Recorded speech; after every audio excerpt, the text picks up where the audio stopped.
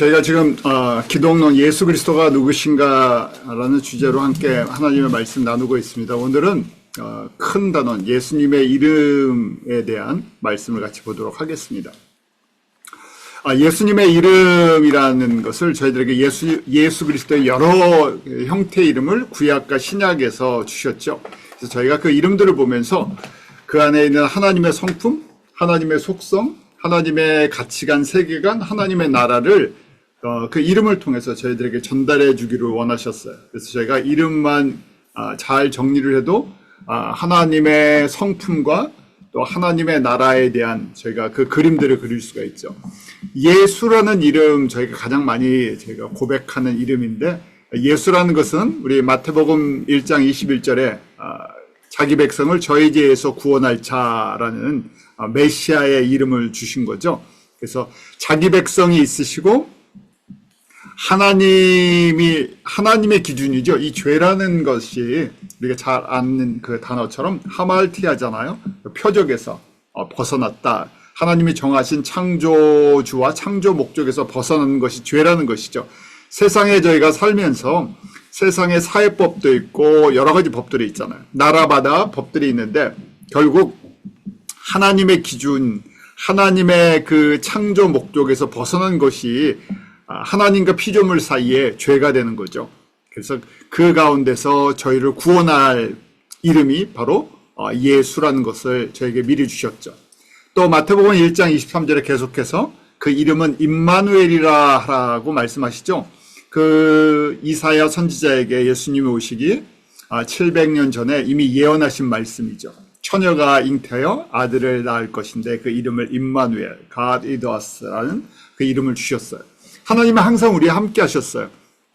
우리가 인식하지 못하고 보지 못하고 느끼지 못하고 고백하지 못했을 뿐이죠.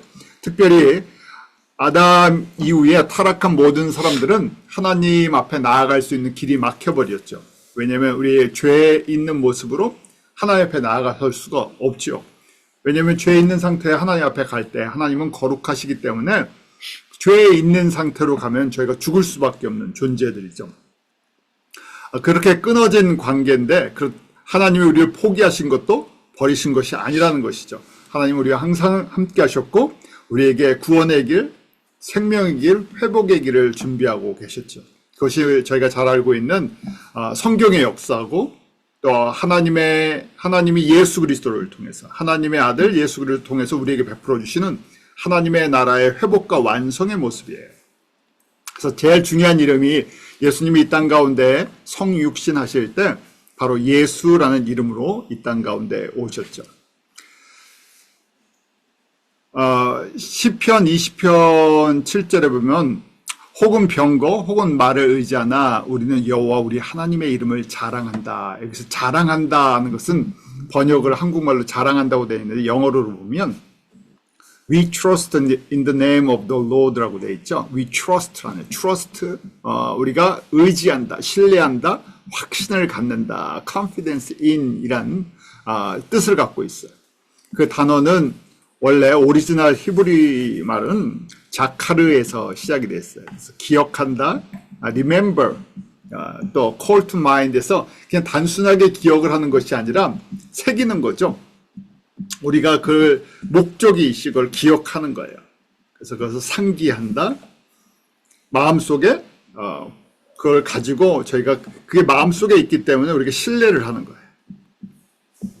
그래서 이 관계가 저희 사람을 만나도 그렇잖아요. 사람을 만나고 교제를 할 때도 시간이 좀 필요하죠.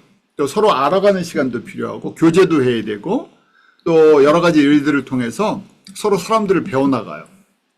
그것처럼 하나님을 저희가 그냥 단순하게 아는 것이 아니라 하나님과 교제를 통해서 저희가 하나님의 어떤 분이신지 또 하나님의 속성 본질이 어떤 분이신지 하나씩 배워나가죠. 저희가 배우지 않았는데 어떻게 믿음이 자라겠어요? 그냥 가만히 혼자 있는다고 믿음이 자라지 않습니다. 또 그냥 기도만 한다고 믿음이 자라질 않아요. 교회 봉사만 한다고 우리 일반적으로 그러잖아요. 교회 이제 모시고 오고 등록하면 교회 봉사하라 그래요. 교회 봉사를 해야 믿음이 자란다. 아주 틀린 얘기는 아니지만 또 다 맞는 얘기는 아니죠. 교회 봉사를 하면 아는 건 있죠. 교회 봉사하면 아, 교회가 이런 모습을 갖고 있구나 하는 건 알아요. 그런데 교회 봉사를 아무리 해도 내가 하나님과 1대1로 교제하는 법을 배우지 않으면 모르죠. 그건 피상적이죠. 그냥 설교를 들어서 조금 아는 거고 사람들이 고백하는 이야기 그런 것들을 통해서 알지만 나랑은 직접적으로 관계성이 약해져요. 아, 그 사람이 그렇게 얘기합니다. 이게 삼자들이 전해주는 이야기죠. 그래서 지금 시편 20편 7절 말씀처럼 우리는 이라고 고백을 하지만 나는 여호와 우리 하나님의 이름을 자랑한다, 트러스트한다 그러면 나랑 하나님이랑 관계성이 끈끈하게 맺어져야 돼요. 그래서 그러려면 이 이름에 대한 그 이름을 가지고 교제를 하셔야 돼요. 자, 구약에 대표적으로 하나님의 이름을 할 때 두 가지가 있어요. 하나는 엘로 시작되는 이름과 하나는 여호와로 시작되는 이름이에요. 많이 들으셨죠? 저희가 엘로 시작되는 이름, 엘이 그냥 크게 보면 하나님, 신적 존재를 할 때 구약의 그 중동 지방에서 쓰는 단어가 엘이었어요. 엘 하면 하나님에 대한 이야기예요. 그래서 가장 대표적인 게 이제 엘로힘 그러죠. 창세기 1장 1절에 나오는 태초에 하나님이 천지를 창조하시니라 할 때 그때 이 가시라는 말로 번역되어 있는 것이 히브리 말로 엘로힘이에요. 그 엘은 하나님을 상징한다 그랬죠. I am은 이 히브리 말로 복수형을 할 때 임이 붙어요. 그래서 원래 복수형이니까 하나님들 해야 되는데 그 다음에 동사는 is를 받은 거예요. 그러니까 문법적으로 안 맞는 것처럼 보이지만 그래서 저희가 이 안에서 삼위일체의 개념이 있구나. 하나님은 세 분이신데 한 몸을 갖고 계시죠. 그래서 우리가 처음에 태초에 하나님이 천지를 창조하실 때 엘로힘 하면 이제 창조자를 기억하게 하세요. 창조도 삼위 하나님이 함께 하셨다 그랬죠. 그래서 계획하신 플래너는 성부 하나님, 그것을 수행한 엑스큐러는 우리 성자 예수님, 그리고 그것을 가능케 enabler라고 하죠. 그 가능케 해주신 성령 하나님, 세 분이 같이 하시는 거예요. 그런데 대표성은 누가 갖고 계세요? 항상 성부 하나님이 땅땅 결정을 하신 것처럼 보여서 성부 하나님이 대표성을 갖고 계신 것처럼 보이는데 세 분이 동질이시고 동격이시고 모든 것이 동일하세요. 높고 낮는 것이 없다 그랬었죠. 그래서 하나님께서 이 다양한 이름들을 주셔서 하나님의 백성들이 하나님이 어떤 분이신가를 배워나가고 경험하고 교제할 수 있게 해주셨어요. 우리도 물론 우리는 이름이 하나지만 우리가 생활하면서 우리를 부르는 많은 것들이 있어요. 관계성에 따라서. 저희가 미국에 살다 보니까 한국 이름도 있고 일반적으로요. 미국 이름도 하나씩 갖게 되죠. 그래서 뭐 직장이나 아니면 어디서 미국 사람들 만날 때 편하게, 왜냐면 한국 발음을 잘 못하니까 저희가 한국 이름 대신 미국 이름을 하나 하게 돼요. 뭘 주문하려고 그래도 이름이 뭐냐 그러면 우리 이름 얘기하면 익숙한 이름들이 아니니까 기억을 못하죠. 그래서 미국 이름도 하나 쓰게 돼요. 또 제가 교회 가면 또 직분에 대한 이름들이 있잖아요. 그래서 뭐 집사님, 권사님, 장로님, 뭐 또 전도사님, 목사님 이런 직분들이 있어요. 또 집에 가면 아버지가 되기도 하고 또 거꾸로 부모님 밑에서는 저희가 아들이 되기도 하고 형제, 자매들 이런 관계성들에 대한 이름들이 있어요.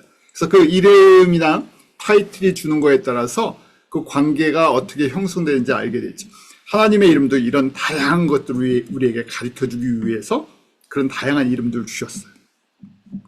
신명기 10장 17절에 보면 너희의 하나님 여호와는 신의 신이시요 주의 주시요 크고 능하시며 두려우신 하나님이시라. 사람을 외모로 보지 아니하시며 뇌물을 받지 아니하시고. 그래서 여호와는 참 하나님 참 신이시다고 얘기를 하시죠. 그래서 가장 대표적인 이름이 엘이라고 했죠.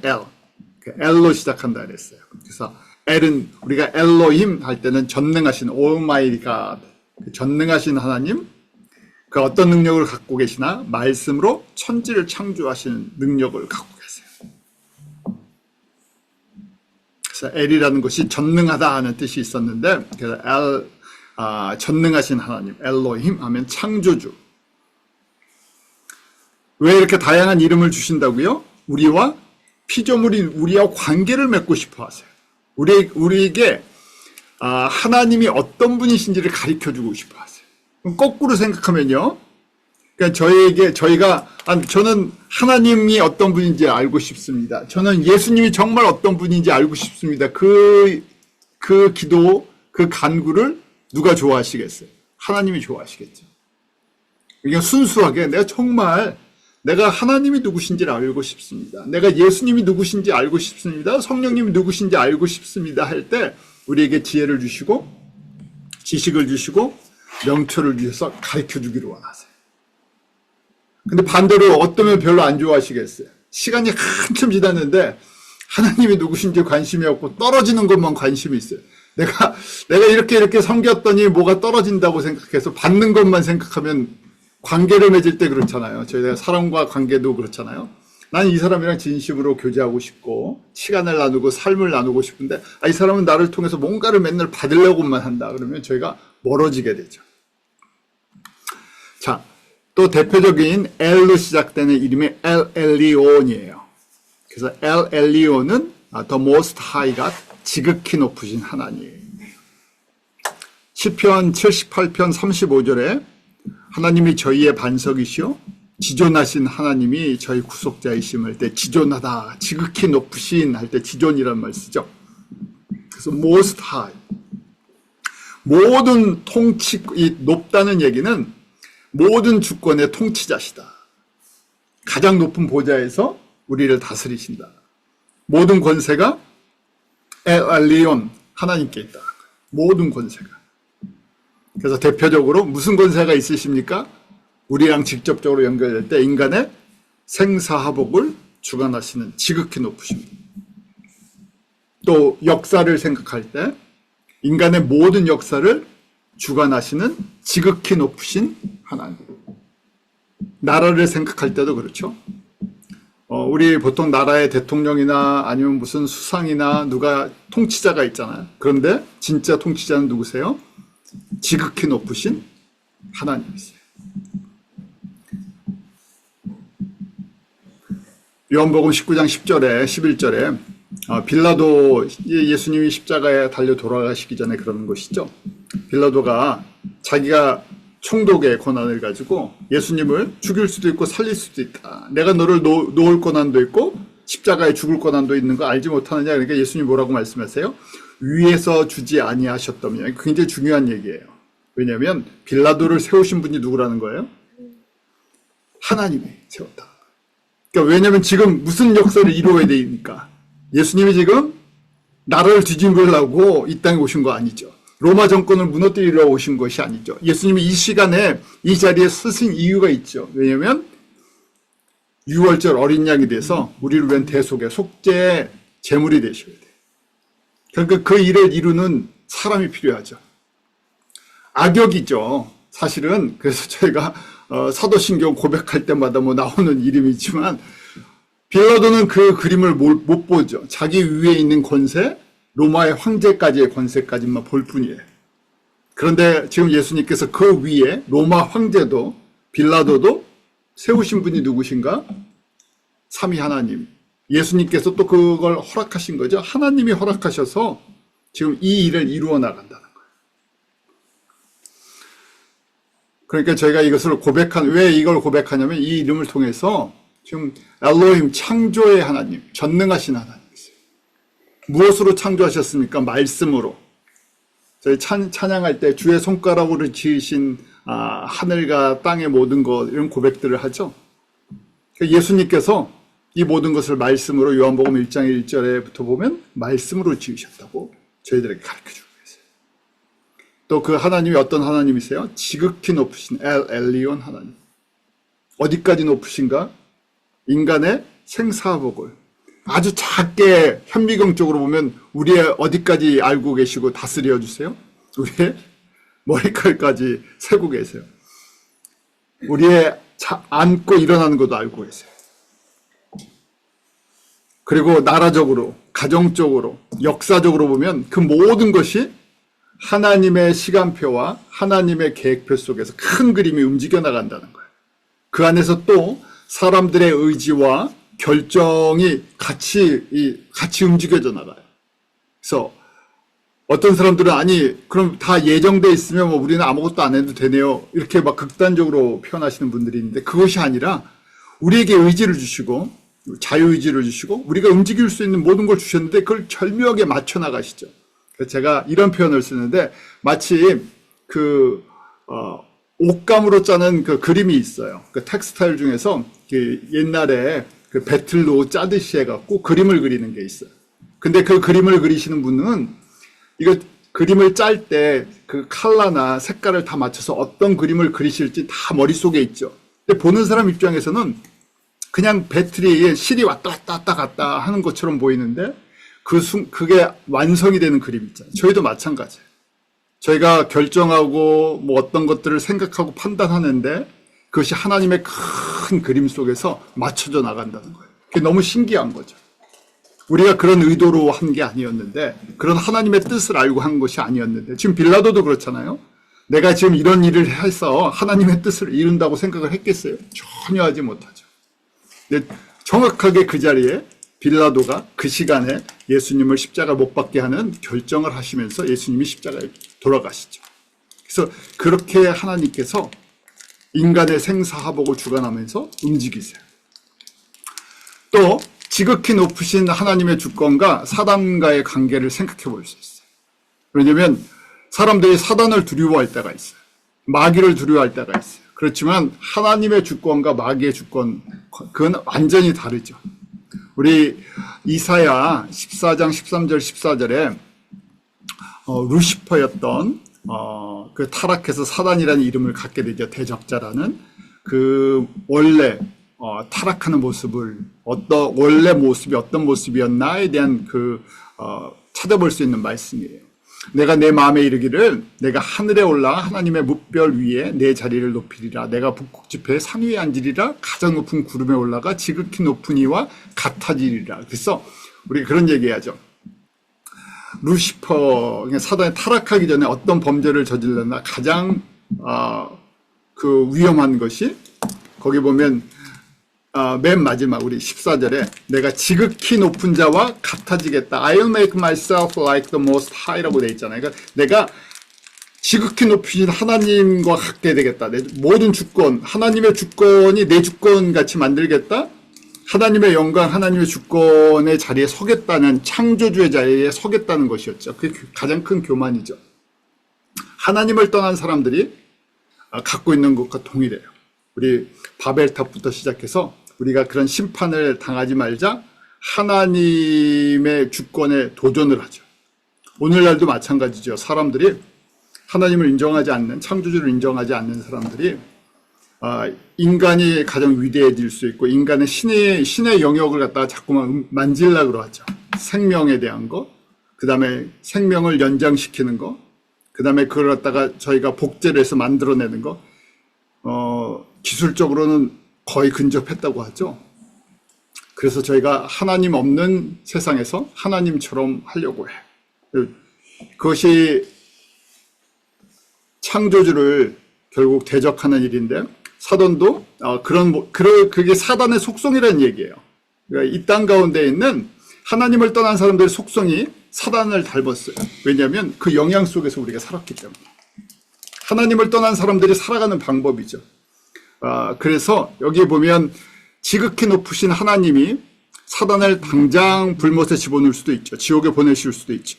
그런데 이 땅에서 하나님의 훈련장으로 사용하시면서 사단을 이 기간 동안에 이 세상의 왕, 이 세상 신으로 저희를 훈련하는 도구로 쓰시는 거죠. 악역을 담당하는.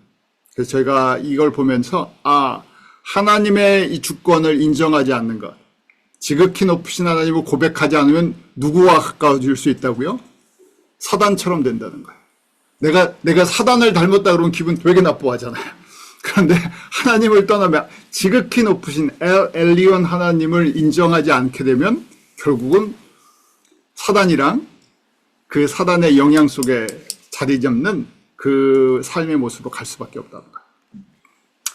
그 다음 두 번째 구약에서 제일 많이 나오는 그 하나님의 이름이 여호와라는 거예요. 야훼라고 또 읽죠, 저희가. 왜냐하면 야훼가 맞냐 여호와가 맞냐 아무도 몰라요.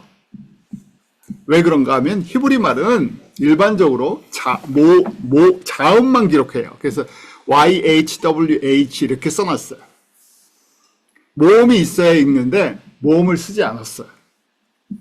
그리고 그래서 이게 야훼였을 거다, 여호와였을 거다 하고 사람들이 후대에 추측을 할 뿐이에요. 또 그다음 하나님의 이름을 망령되이 부르지 말라 그래서 이스라엘 사람들은 이렇게 여호와, 야훼 써놓고 이름을 부르지 못했어요. 그래서 예배 드리면 고개를 숙이고 경배를 드리고 최대한 낮추죠. 하나님의 이름을 어떻게 해요? 우리가 그러잖아요. 한국 문화 속에서 옛날에 아버님 성함, 뭐 어머님 성함을 저희가 무슨 자 이렇게 해서 높이는 말을 썼죠. 이스라엘 문화도 그걸 갖고 있어요. 그래서 창조주를 부를 수가 없어요. 그래서 붙인 것이 아도나이예요. 아도나이는 뭐냐면요, 히브리 말로 the Lord라는 거예요. Lord, 주여, 주님이라는 거예요. 그래서 그것이 헬라어로 그리스어로 큐리어스라고 한 거예요. 그래서 영어로 번역될 때 구약의 여호와를 저희가 NIV 같은 경우는 the Lord로 번역을 해놨죠. 그래서 the Lord라고 하는 것이 아도나이를 번역했기 때문에 그래요. 대명사예요. 아도나이는 대명사다. 부를 수가 없기 때문에. 그래서 이스라엘 사람들은 지금도 메시아형 유대인들이 됐던 예수님을 믿든 안 믿든 모든 유대인들은 이 여호와라는 이름이 딱 나오면 찬양 부르다가도 고개를 숙이죠. 말을 할 수가 없어요. 하나님의 이름을 감히 피조물들이 부를 수가 없기 때문에. 그래서 여호와는 하나님의 이름입니다. 구약에서 가장 많이 사용되고 6823번이래요. 뜻은 법적인 계약을 계약하시는 하나님이라는 뜻을 하나 갖고 있어요. 여호와 하면 계약을 하신 거예요. 언약하신 하나님. 근데 언약하시면 하나님은 어떠세요? 반드시 이루시는 분이세요. 그래서 계약하시는 하나님이지만 저희가 또 생각하는 것이 계약하시고 이루시는 하나님. 왜냐하면 하나님은 신실하셔서 언약하시면 반드시 이루시기 때문에. 그래서 뭘 계약하셨나? 창세기 3장 15절이에요. 인간으로 오셔서 여자의 후손으로 오셔서 십자가의 피로 우리를 정결케 하시고 하나님의 자녀가 되게 해주시는 거예요. 하나님의 영광으로 다시 회복시켜 주시는 거예요. 그래서 여호와 하고 부를 때 저희는 뭘 생각해야 됩니까? 예수 그리스도의 십자가의 피의 언약을 생각하는 거예요. 그게 가장 중요한 언약이니까. 피의 언약이 없었다면, 여자의 후손으로 오셔서 속죄의 제물이 되시는 피의 언약이 없다면 우리가 여호와를 부를 수도 만날 수도 앞에 갈 수도 없죠.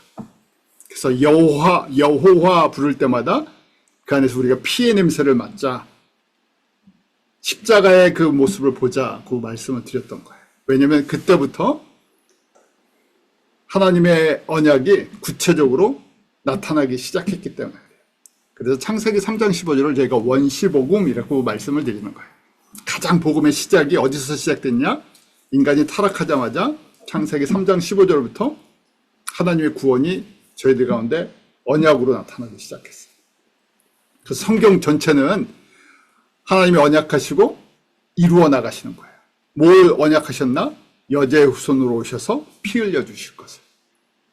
그래서 여호와를 저희가 부를 때마다 언약하신 하나님, 그것을 이루시는 하나님, 예수 그리스도의 십자가의 피로를 계속 묵상을 해야 되는 거죠. 그걸 고백하는 거예요.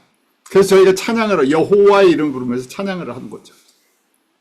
자, 이것을 아브라함에게 계속 구약에서 가르쳐 주셨는데 대표적으로 아브라함에게 가르쳐 주셨어요.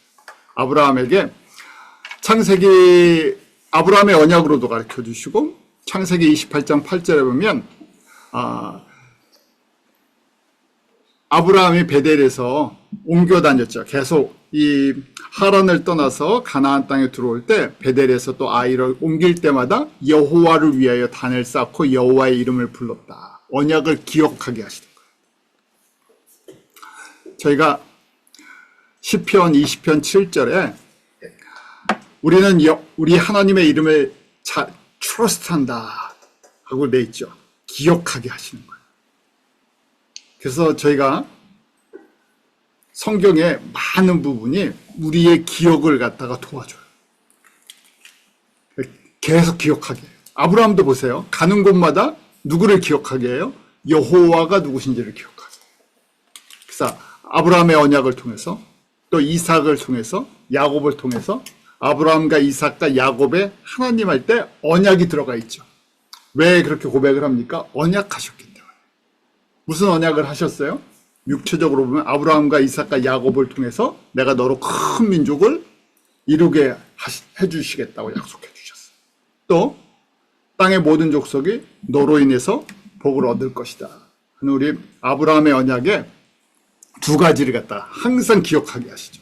그래서 여호와의 이름을 부르게 하고 여호와를 위해서 예배를 드리게 하죠. 다윗에게서도 여호와의 이름으로 또 말씀하시죠. 우리 시편 110편이 대표적으로 거기에 성부 하나님과 성자 예수님의 그 모습이 나오는 거예요. 시편 110편 1절에 여호와께서 내 주에게 말씀하시기를 내가 내 원수로 내 발등상 되게 하기까지 너는 내 우편에 앉으라 이렇게 말씀하시는데, 이게 여호와께서 거기 여호와께서 내 주에게 말씀하시기를, 그러니까 내 주가 누구예요? 다윗이 있는데 사람들이 이게 다윗에게 말씀하신다고 이제 생각한 거예요. 근데 다윗은 지금 보고 있는 거예요. 다윗이 지금 보고 있는데 여호와께서 내 주께라고 이제 하죠. 이때 여호와라고 표현되어 있는 이 여호와는 성부 하나님이 내 주, my lord라고 되어 있는데 성자 예수님께 말씀하시는 걸 갖다가 지금 듣고 있는 거예요. 다윗 시대는 이 시편을 기록했던 다윗 시대는 이 말씀이 무슨 뜻인지 이해하지 못했을 거예요.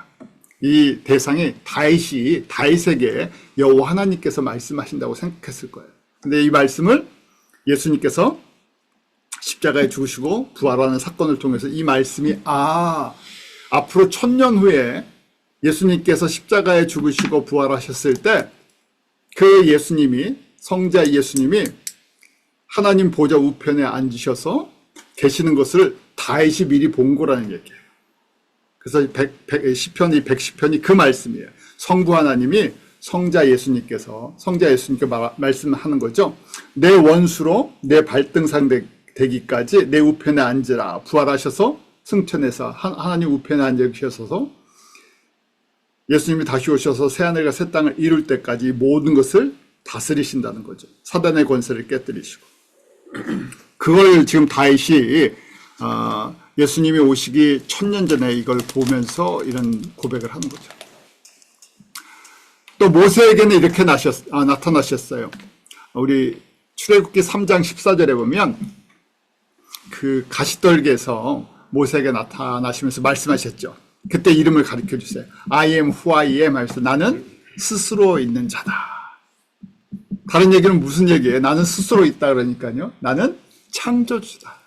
나는 피조물이 아니다.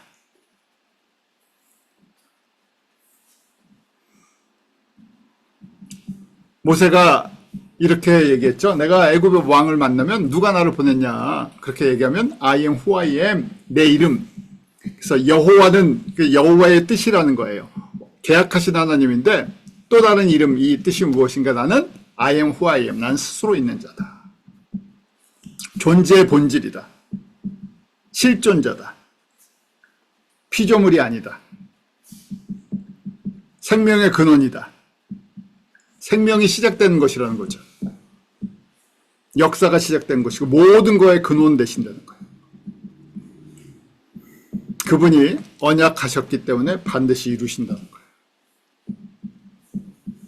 거예요. 출애굽기 3장 15절에 또 모세에게 이르시되 너는 이스라엘 자손에게 이같이 이르기를 나를 너희에게 보내신 이는 너희 조상의 하나님 하면서 아브라함의 하나님, 이삭의 하나님, 야곱의 하나님 하면서 뭐라고요? 여호와라고 하죠. 스스로 있는 자인데 여호와, 언약하시고 이루시는 분, 언약하시고 이루시는 분. 이것이 나의 영원한 이름, 제대로 기억할 나의 표혼이라 해서 generation to generation이죠. 영원토록 나는 여호와로 언약하고 이루시는. 저희가 그래서 하나님의 말씀을, 하나님의 언약들을 잘 기억해야 돼요. 그럼 믿음은 어디서부터 시작되겠어요? 믿음이라는, 이제 저희가 히브리서 11장의 말씀을 보겠지만, 믿음은 언약을 갖다 배경을 갖고 있어요. 내가 경험했는데, 내가 뭐 깨달았는데, 이런 것도 있지만, 가장 중요한 게, 이 변하지 않는 리튼 폼이 있어야 돼요. 저희가 집계약했잖아요. 집계약했는데, 구두로 계약하면 안 되죠? 항상 모든 계약은 뭐로 남겨놔야 됩니까? 서류로 남겨놓고, 사인을 받아놔요. 그래야 법적인 효력이 있죠. 지금 이 말씀, 여호와라는 이름에 법적인 효력이 있다는 거예요. 하나님께서 여호와라는 이름을 저에게 가르쳐 주셨어요. 왜요? 법적인 효력이 있다는 거예요. 그래서 이거 갖고 주장하라는 얘기. 이 이름을, 이 법적인 이름을 가지고.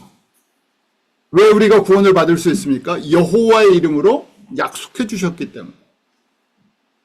여호와가 말씀하셨다 그러잖아요. 여호와가 말씀하셨다? 그냥 법적인 효력이 있다는 거예요. 문서화된 거고 사인이 된 거예요. 도장 꽝꽝 찍혀 있다는 거예요. 그러니까 저희가 믿고 신뢰를 하고 외치고 주장을 하려면 그런 법적인 증거를 가지고 얘기를 해야 되잖아요. 왜냐하면 하나님이 율법이 기준이에요. 그래서 사람이 죄가 있는지 없는지를 하나님의 법인 율법을 가지고 판단하세요. 마찬가지로 율법보다 더 강한 법이 뭐예요? 여호와가 말씀하신 언약법이 있는 거예요. 그 율법도 그 안에 들어가니까요. 자, 구약에 다른 이름들이 있어요. 자, 여호와에 연결된 이름들이라고 그랬었죠. 그래서 저희가 이제 여호와 언약하시는 분 항상 기억하세요. 언약하면 창세기 3장 15절. 어떤 언약이 가장 중요한 언약이에요? 제일 핵심이 되는 뼈대 언약. 여자의 후손으로 오셔서 피 흘려 주실 것. 그거 없으면 관계가 회복이 되질 않아요. 다른 거 다 받았는데 하나님의 자녀로 하나님의 자녀권이 회복이 안 되면 나머지는 소용이 없어요. 그게 제일 중요한 언약, 창세기 3장 15절, 여호와가 언약해 주신 거예요. 자, 다른 대표적인 이름, 여호와가 들어가는 것, 여호와 이레, 저희 찬양 많이 부르죠? 여호와 이레 준비해 주신다로 되어 있죠? 창세기 22장에 보면 아브라함에게 그 아들 이삭을 제물로 바치게 해요. 그때 모리아산까지 가게 되는데 3일 걸려서 그때 아브라함이 순종을 해서 이삭을 죽이려고 할 때 이삭 대신 하나님께서 수양을 준비해 주시죠. 그래서 창세기 22장 13절에 보면 눈을 들어 살펴본 즉 수양이 뒤에 있다. 그래서 수양을 대신해서 번제를 드리게 되죠. 그때 고백하는 것이 14절에 아브라함이 그 땅 이름을 뭐라고요? 여호와 이레라. 지금 가르쳐 주신 거예요. 현장 교육을 통해서. 여호와는 어떤 분이신가? 준비해 주시는 분이세요. 작은 거, 우리의 필요를 준비해 주시는 거고, 이 큰 그림을 보면 뭘 준비해 주시는 거예요? 여호와가 언약하시는 분이신데, 언약하시는데 스스로 준비해 주세요. 뭘 준비해 주세요? 어린 양의 피를 미리 준비해 주시는 거예요. 그러니까 너무 작게 생각하면 여호와 이레 하나님, 우리의 뭐 필요를 채워주시죠. 그래서 그 적용도 맞아요. 틀린 건 아니죠. 그런데 지금 성경적으로는 지금 아브라함에게 이삭 대신 수양을 준비해 주셨지만 이 수양은 궁극적으로 뭘 보여주신 거예요? 세상의 죄를 지고 가는 하나님의 어린 양 예수 그리스도를 보여주시는 거예요. 예표라고 하죠. 예고편, 예표, 그림자예요. 그러니까 그림자를 이 본문에서 성경에서 저희가 이제 성경 공부를 할 때 이런 게 필요하세요. 너무 저희가 쪼개서 묵상한다고 하잖아요. 묵상의 이제 장단점인데 우리가 큐티하고 묵상할 때 너무 성경을 내 위주로 번역해서 봐요.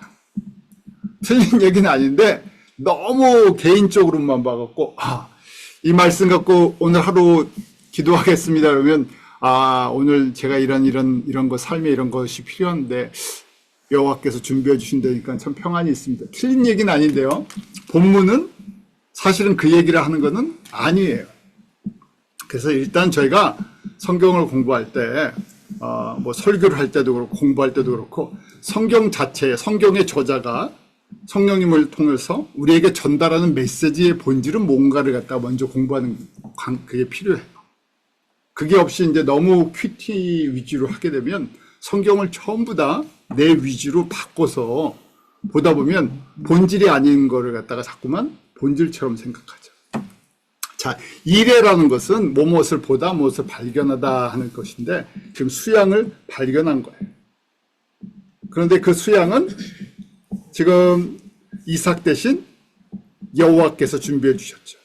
근데 사실은 어린 양 예수, 여자의 후손으로 오시는 여호와께서 언약하신 것, 십자가의 대속의 희생제물이 되어 주실 것을 한번 미리 보여주신 거예요. 그래서 구약 성경 모두가 누가복음 24장 27절에 그랬죠. 모세 오경, 그 다음에 선지자의 글, 시편이 다 누구에 대한 말씀이라고요? 예수님에 대한 말씀입니다.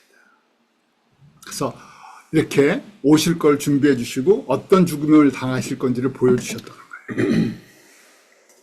요한복음 5장 21절에도 아버지께서 죽은 자들을 일으켜 살리신 같이 아들도 자기의 원하는 자들을 살리느니라. 생명을 살려내기 위해서 생명의 근원 대신 여호와께서 인간의 몸으로 오셨다는 거예요. 또 저희가 여호와의 이름이 들어간 대표적인 것이 여호와 라파 출애굽기 15장이에요. 많은 이름들을 그 출애굽하면서 또 가르쳐 주신 것들이 있죠. 여호와 라파 우리가 잘 알죠. 치료하시는 하나님. 그러면서 그 출애굽기 15장 26절에 치료하시는데 조건이 있어요. 그래서 나 여호와의 말을 청종하고 여호와 보기에 의를 행하고 여호와의 계명에 귀를 기울이고 여호와의 모든 규례를 지키면 이런 조건이 있어요. 그러면 어떻게 하신다고요? 애굽 사람 세상에 내린 모든 질병이 하나도 너에게 내리지 아니하리니 그래서 나는 치료하는 여호와 라파의 하나님, 힐러라는 거예요. 그래서 이 여호와께서는 우리를 치료하시는데 우리의 육과 혼과 영까지 치료하실 수 있어요. 그래서 궁극적으로는 우리의 혼과 영을 새롭게 하시는 분이시죠. 항상 이 앞에 조건들이 있어요.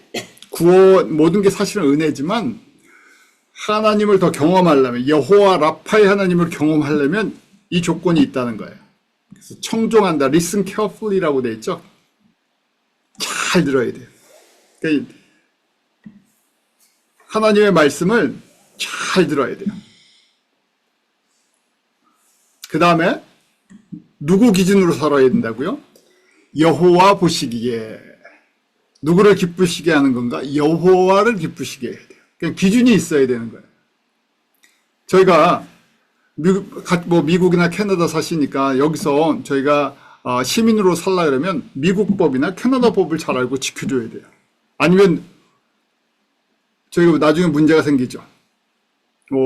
그래서 저희가 정확하게 그 기준을 알고 있어야 돼요. 마찬가지로 하나님 나라에도 기준이 있어요.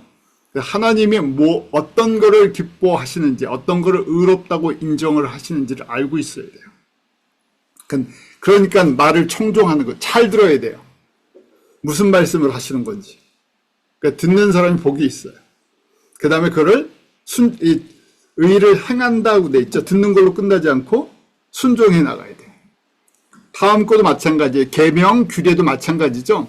계명의 귀를 기울이고 규례를 지키면 똑같은 표현이죠. 그러면 여호와 라파의 하나님을 경험하기 시작한다는 거예요.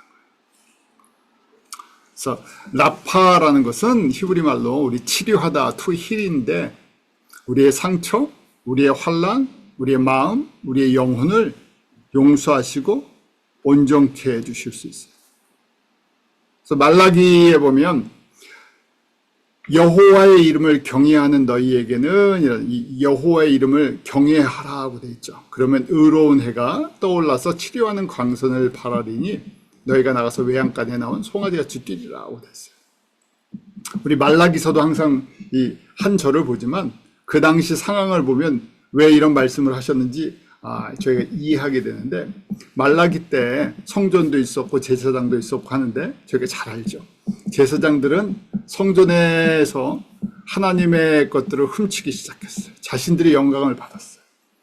그 다음에 하나님께는 뭐 보이지도 않는 하나님, 받는지 안 받는지 뭘 알아 하면서 병든 거, 상한 거를 드렸어요. 형식적인 예배를 드렸다는 거죠. 형식적인 예배를 드리고 딴 데 관심이 많았어요.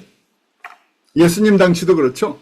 대제사장이나 그 당시에 뭐 서기관들이 다 눈에 보이는 거에 관심이 많았어요. 그러다 보니까 예수님께서 이 땅 가운데 오셨을 때 하나님의 아들이신 것을 증거하지만 보지 않죠.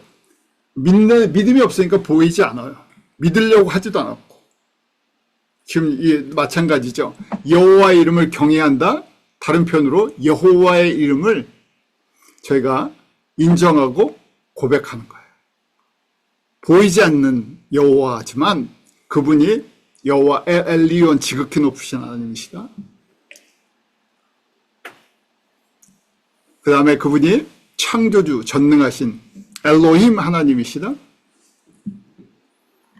그분이 하나님의 구원을 우리에게 준비시켜주는 여호와 일의 하나님이시다. 그분이 우리의 모든 것들을 만지시고 새롭게 하실 수 있는, 치료하시는 여호와 라파의 하나님, 그 이름을 묵상하면서 그분에게 그 이름에 맞는 영광을 돌려드리는 거죠. 주권을 돌려드리는 거예요.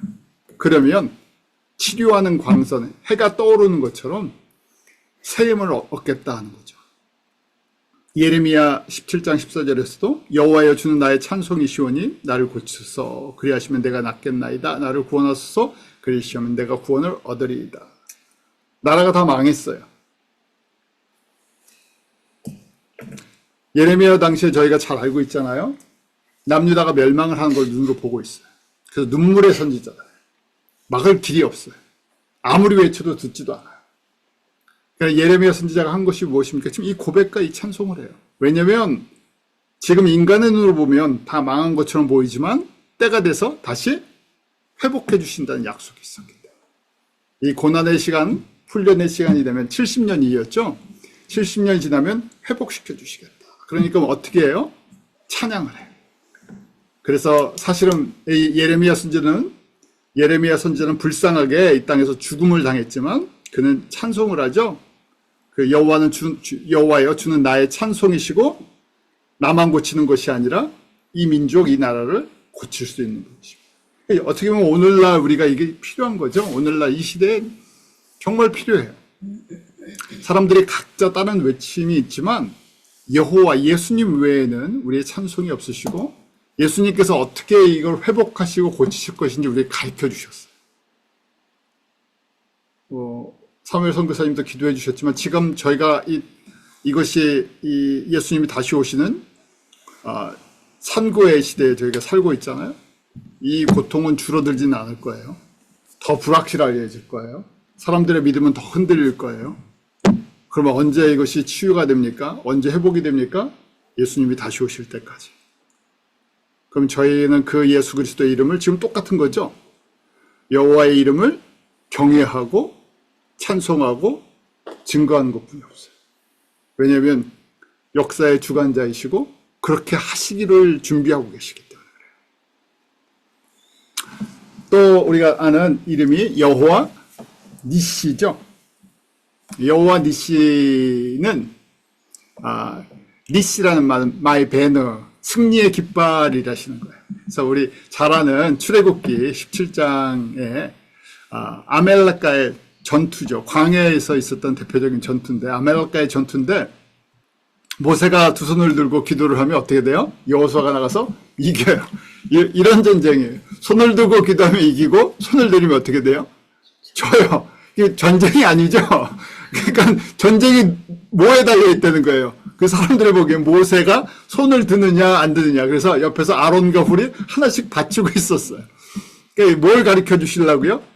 그 승리하게 되죠. 그 누가 싸워 주신다고요? 모세가 단을 쌓고 이건 사람이 싸운 게 아닙니다. 여호수아가 싸운 것도 아니고 모세가 기도했더니 이긴 게 아니죠. 무슨 얘기예요? 보여주신 거예요. 여호와는 니시다. 여호와가 승리자시다. 여호와가 우리를 위해서 싸워주시는 분이다. 그래서 승리한 다음에 모세가 단을 쌓고 그 이름을 기억하게 하는 거예요. 여러 가지 이름 속에서 여호와 라파의 하나님 너희가 좀 전에 배웠는데 이번엔 지금 교육이에요. 현장 교육으로 또 하나 배운 거예요. 여호와는 누구시다? 니시. 나의 승리의 깃발이시다. 그러면서 그 밑에 고백을 하죠. 여호와께서 맹세하시기를 여호와가 아멜렉과 더불어 대대로 싸우리라 하셨다. 여호와께서 맹세하셨대요. 모세가 하는 얘기가 아니라 여호와께서 말씀을 하셨다는 거예요. 여호와께서 약속을 하셨는데 내가 영원토록 아멜렉과 싸워서 이기게 해주겠다. 조건은 지금 여호와를 의지할 때죠. 여호와를 경외할 때. 그 인간의 생사하복, 역사의 주관이 누구에게 있다? 여호와께 있다는 거예요. 왜요? 여호와, 언약하신 그 언약을 이루어 나가시기 때문에 그래요.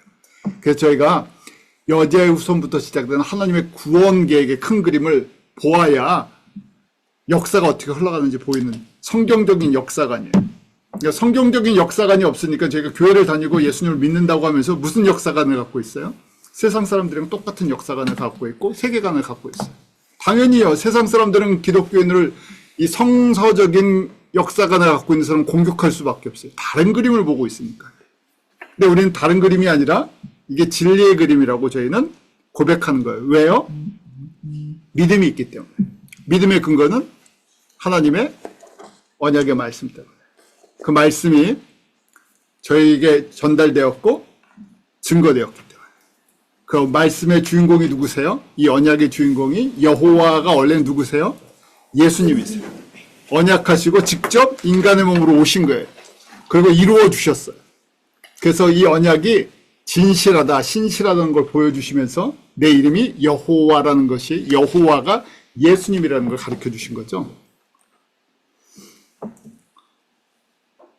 자, 우리 사사시대 때 기드온이 여호와의 사자를 만난 후에 여호와 샬롬이라는 고백을 해요. 왜냐하면 기드온이 죽는 줄 알았어요. 여호와를 만났다고 해서 죽는 줄 알았어요. 구약의 그 신앙가는 그렇다 그랬죠. 여호와를 만나면 어떻게 돼요? 하나님을 만났다? 죽음이에요. 왜냐하면 죄가 많은 범죄자들이 하나님의 의로운 하나님을 만나면 죽게 돼 있어요. 두렵고 떨림이 있죠. 그래서 사사기 6장 21절에 기드온이 그가 여호와의 사자인 줄 알고 이르되 슬프도소이다. 주여 내가 여호와의 사자를 대면하여 보았나이다 하면서 죽게 됐다는 거예요. 그러니까 뭐라고 하세요? 여호와께서 이때 여호와의 사자 천사같이 나타나셨는데 아마 여호와셨던 것 같아요. 그러니까 여호와께서 뭐라고 말씀하세요? 안심하라, 두려워하지 말라, 죽지 아니하리라. 사실은 천사는 이런 권세가 없죠. 거기 그렇게 6장 23절에 갑자기 그 로드라고 고백하죠. 여호와라고 말씀하세요. 그러면서 24절에 기드온이 여호와를 위하여 거기다 단을 쌓았어요. 그게 뭐라고요? 여호와 샬롬. 하나님은 평화의 하나님이십니다. 여호와는 평강이십니다. God is peace라는, The Lord is peace라는 샬롬이라는 그 인사말 쓰죠. 그래서 죽음이 아니라 여호와를 만나는데 평강을 얻었어요. 평강의 메시지를 주셨죠. 그래서 이름을 여호와 샬롬이라는,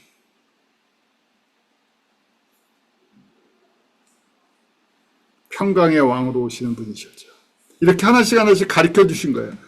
그래서 마치 구약의 것들을 보면, 구약의 여호와를 아는 지식으로 보면 우리 그림 퍼즐 맞추는 것 같아요.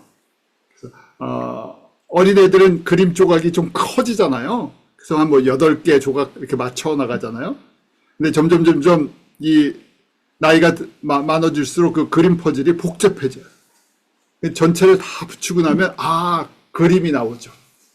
저희도 마찬가지예요. 지금 이렇게 여호와란 이름 속에서 여호와 이레도, 여호와 라파, 여호와 니시, 여호와 샬롬. 이러니까 여호와가 어떤 분이 이 여호와의 성품들, 속성들을 다양한 각도로 보기 시작해. 하나로 표현을 할 수가 없어요. 여호와 언약하시는 분, 신실하신 분, 언약을 이루시는 분인데 그분의 구체적인 속성은 어떤 분이십니까? 하나님의 백성들에게 구원을 준비하시고 이루시는 분. 여호와 이레의 하나님, 여호와 치료하시는 여호와 라파인데 어디까지 치료하세요? 우리의 마음과 영혼과 우리의 쓴뿌리와 우리의 원죄와 자범죄 모든 것을 이제부터 영원토록. 그리고 그분은 내가 의지할 때마다 반드시 승리하세요. 그 반드시 승리하는 쪽에 붙어야 되죠. 이건 확실한 거예요.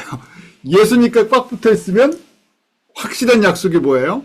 여호와께서 우리를 위해서 싸워주세요. 그리고 그분은 우리에게 죽음이 아니라 심판이 아니라 평강으로 오신 분이시죠.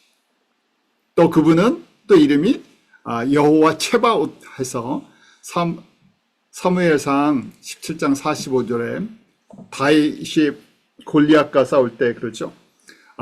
나는 여호와의 이름, 곧 내가 모욕하는 이스라엘 군대 하나님의 이름으로 나간다 할 때 그 여호와의 이름 만군의 여호와라고 하는데 그때 만군이라는 것이 체바옷, 그 호스트, 천사들, 군대의 하나님, 모든 군대, 하늘의 모든 군대를 갖고 계시는 분.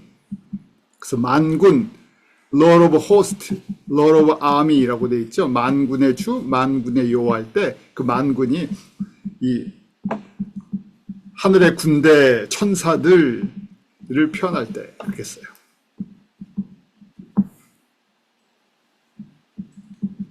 여러 군데 나와요. 스가랴에서, 예레미야, 말라기에도, 또 시편에도 만군의 여호와 할 때 그렇게. 그래서 이걸 번역할 때 Almighty라고 번역을 하지만 정확한 문자적으로 번역은 Lord of Host, 천군 천사들의 주인 되시는 체바옷 또는 사바옷이라고 히브리 말로 그렇게 해요. 여호와는 나의 목자시다. 시편 23편에 저희가 너무나 좋아하는 말씀이죠. 여호와는 나의 목자시다 고백할 때 또 여호와 삼마, 여호와가 성전에 계시다 하면서 에스겔이 고백한 건데 여호와는 하나님의 전에 거하시죠. 고린도전서 3장 16절 하나님이 우리 안에 거하시니까 우리가 하나님의 성전이 된 거죠. 어디 거하세요? 성전에 거하세요. 성전이 어디 있어요? 예루살렘만 있는 것이 아니라 여호와의 이름을 경외하는 곳, 여호와의 이름을 고백하는 곳, 마음으로 믿고 입으로 고백하는 성도들 한 사람 한 사람이 여호와가 거하시는 여호와 삼마, 여호와가 거하시는 곳이죠. 그래서 저희가 지금 이 이름들을 드렸는데 이거 말고도 더 있어요. 조금 더 있어요. 그런데 구약에서 가장 대표적으로 나오는 말씀들을 한번 정리해 드렸어요. 그래서 엘 샤다이, 전능하신 하나님, 엘 로이, 감찰하신 하나님, 이런 표현도 있고요. 왜 이렇게 다양한 이름을 주셨다고요? 다양한 하나님의 속성들, 하나님의 뜻을 이름을 통해서 저희들에게 알게 해주신 거예요. 쉽게. 이거보다 더 많은 것들을 저희가 누구를 통해서 이 이름들을 갖다 만나게 됩니까? 인격적으로 예수님을 통해서. 구약에서는 예수님이 오시지 않았잖아요. 그래서 이렇게 여러 가지 이름들을 통해서 하나님의 속성, 하나님의 성품, 하나님의 본질을 하나님의 백성들에게 가르쳐 주셨어요. 자, 이런 그림이 있었으니까 예수님을 만날 때 예수님이 그 여호와이세요.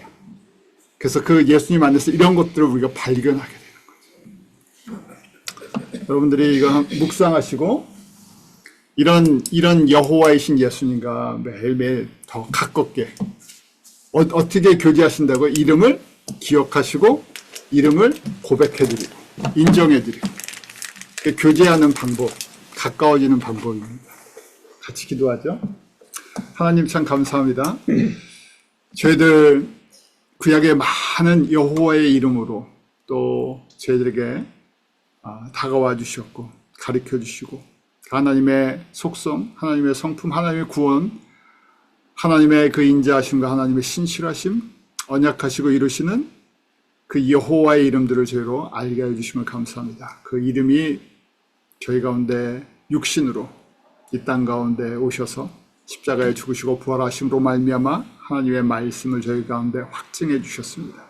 저희들 한 사람 한 사람에게 믿음의 믿음을 더하여 주셔서 특별히 혼란한 이 시대에 예수님 안에서 참된 평강을 누리게 하시고 다시 오시는 예수 그리스도의 그 길을 예비하는 신실한 믿음의 성도들로 주님 앞에 서게 하여 주시옵소서. 아멘. 예수님의 이름으로 기도하옵나이다. 아멘. 아멘.